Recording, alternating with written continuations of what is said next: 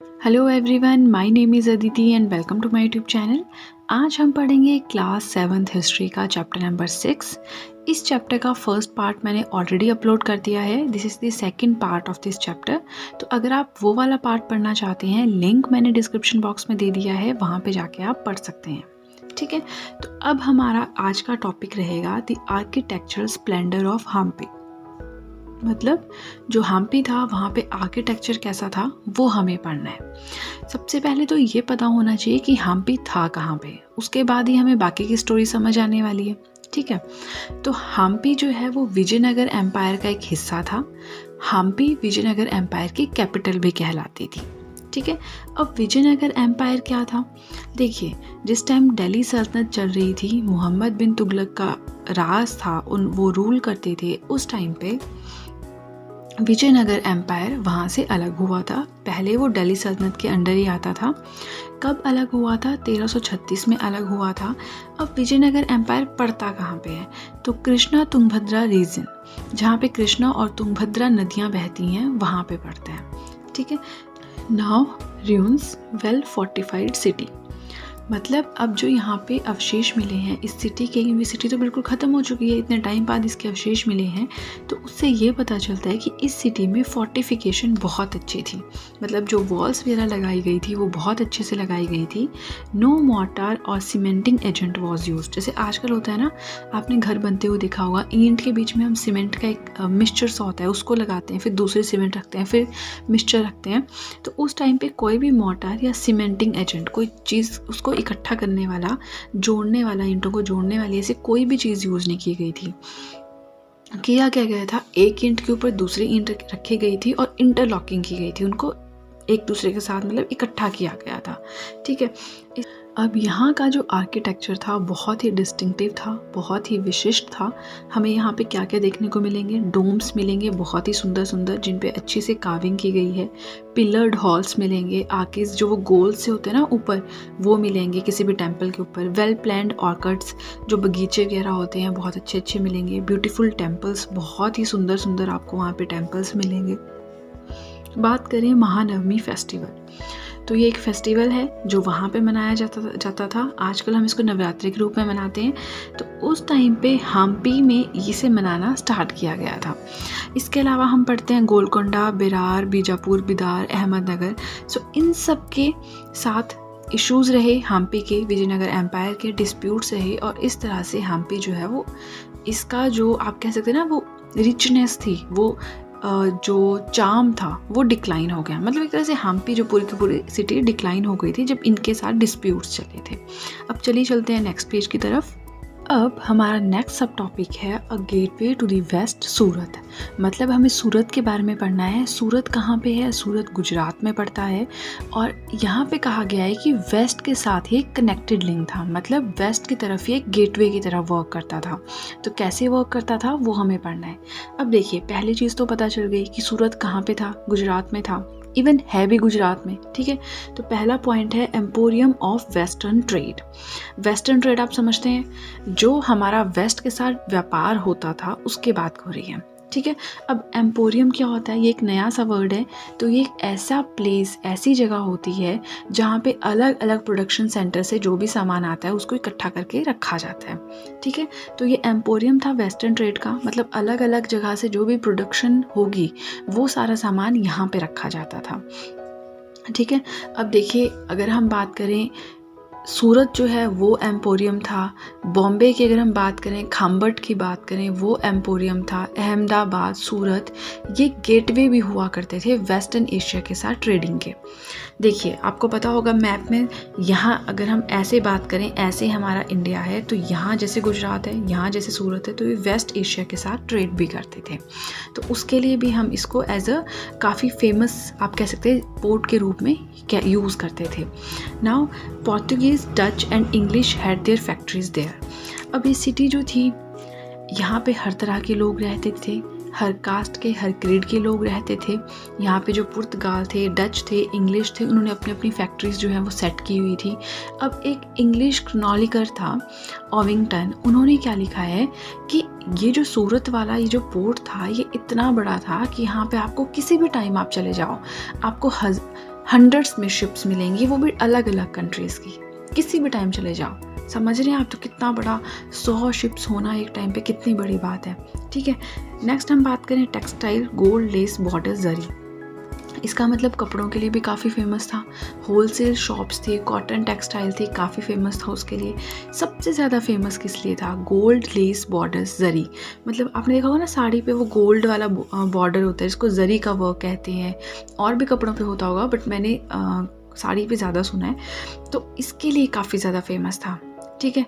State में जो है बहुत सारी डेवलपमेंट हो चुकी थी, बट धीरे धीरे क्या होता है, अब वेस्टर्न कंट्रीज़ के साथ ट्रेड होता था, काफ़ी ज़्यादा सब कुछ हमने पढ़ा, but then it began to decline. ये डिक्लाइन होना स्टार्ट हो गया। तो एक दो रीजन हम उसके पढ़ेंगे। पहला था कंपटीशन फ्रॉम बॉम्बे। अब बॉम्बे भी इसकी तरह जो है काफ़ी स्मार्ट पोर्ट बन गया था, तो वहाँ से इसको कंपटीशन मिलने लगा, क्योंकि ईस्ट इंडिया कंपनी ने क्या किया, उन्होंने शिफ्ट कर दिया था अपना हेडक्वार्टर 1668 में बॉम्बे। तो ये भी उनको कंपटीशन हो गया सूरत वालों को। दूसरा ये decline of the Mughal empire. जब तक मुगल्स थे उन्होंने इस जगह को बढ़ा चढ़ा के रखा, लेकिन जैसे उनका डिक्लाइन हुआ, यहाँ की जो मार्केट्स थी, यहाँ की प्रोडक्टिविटी थी, सब कुछ जो है वो डिक्रीज़ हो गई।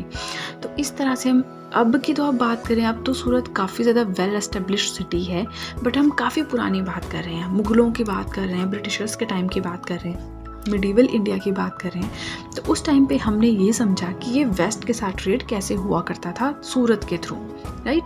अब हम नेक्स्ट पढ़ेंगे मसूलीपट्टनम, कि मसूलीपट्टनम का क्या कंसेप्ट है। तो सबसे पहले मसूलीपट्टनम है कहाँ पे, ये तो पता होना चाहिए, है ना। कृष्णा रिवर के बैंक पे है, कृष्णा नदी के तट पे है, आंध्र प्रदेश में ये आता है।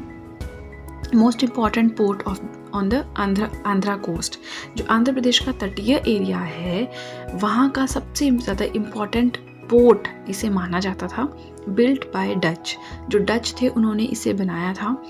अब हम पढ़ेंगे कुतुब शाही रूलर्स के बारे में थोड़ा सा। तो देखिए, जो कुतुब शाही रूलर्स थे गोलकोंडा के, उन्होंने अब अपनी मोनोपोली चलानी स्टार्ट कर दी। जो भी टेक्सटाइल है उसकी सेल होगी, या फिर जो स्पाइसेस हैं, स्पाइसेस क्या होते हैं, मसाले, उनकी सेल होगी, या किसी भी और चीज़ की सेल होगी, उस पर उन्होंने अपनी मोनोपोली लगा दी। अब मोनोपोली क्यों लगाई, इसका भी कुछ रीज़न होगा, राइट। अब हुआ क्या था कि जिस टाइम की बात हो रही है, उस टाइम पे कंपटीशन बहुत ज़्यादा बढ़ गया था अलग अलग ट्रेडिंग ग्रुप्स के बीच में। जो गोलकोंडा नोबल्स थे उनकी बात करें, पर्सियन मर्चेंट्स की बात करें, देखिए यहाँ पे पर्सियन मर्चेंट्स हैं, यूरोपियन ट्रेडर्स हैं।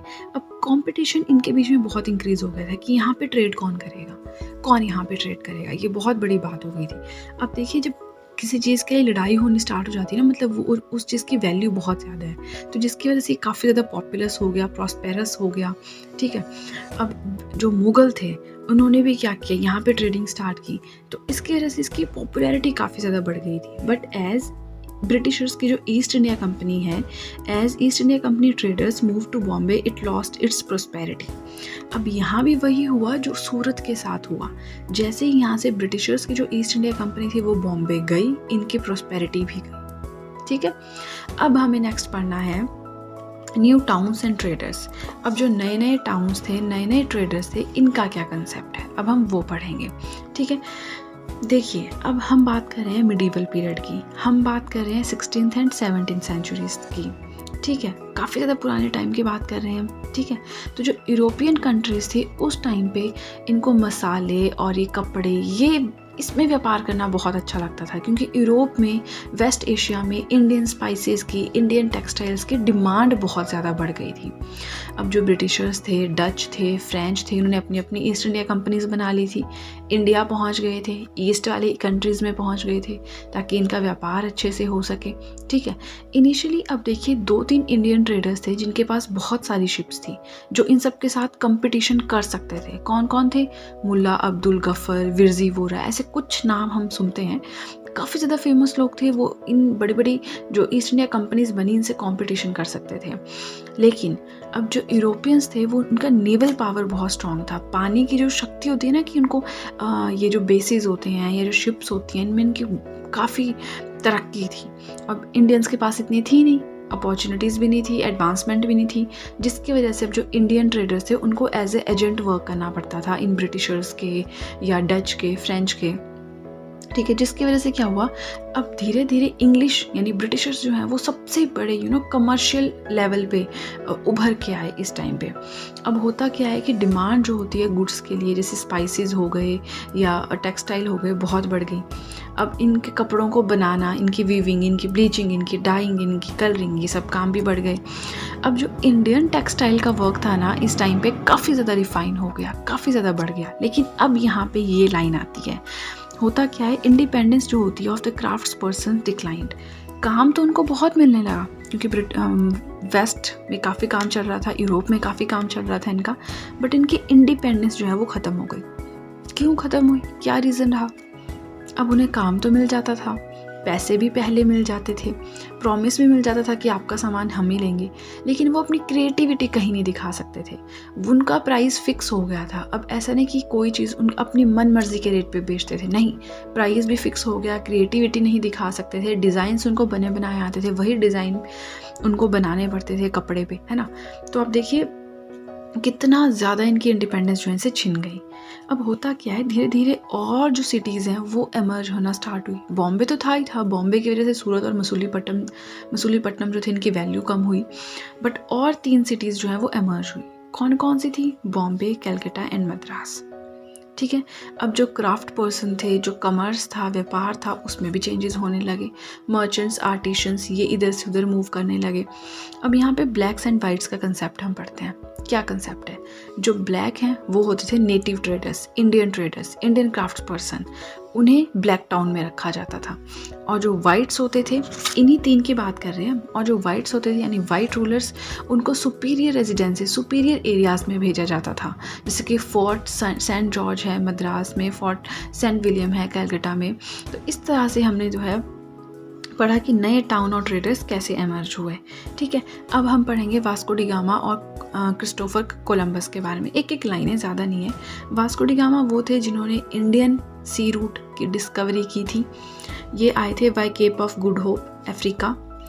कैलिकट में सबसे पहले आए थे, 1498 में पहुंचे थे।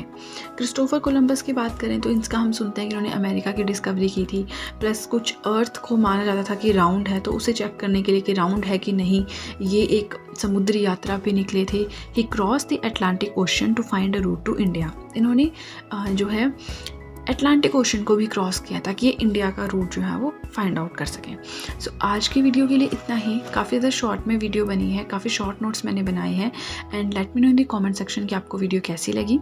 और अगर आपको वीडियो अच्छी लगी है तो आपको पता ही क्या करना है, जल्दी से कर दीजिए चैनल को सब्सक्राइब, बेल आइकन को कीजिए प्रेस, सो दैट मैं जैसे कोई वीडियो अपलोड करूँ आप तक एकदम से नोटिफिकेशन पहुँच जाए। वीडियो को लाइक करें, वीडियो का लिंक शेयर करें अपने फ्रेंड्स के साथ, and that's it guys, see you soon.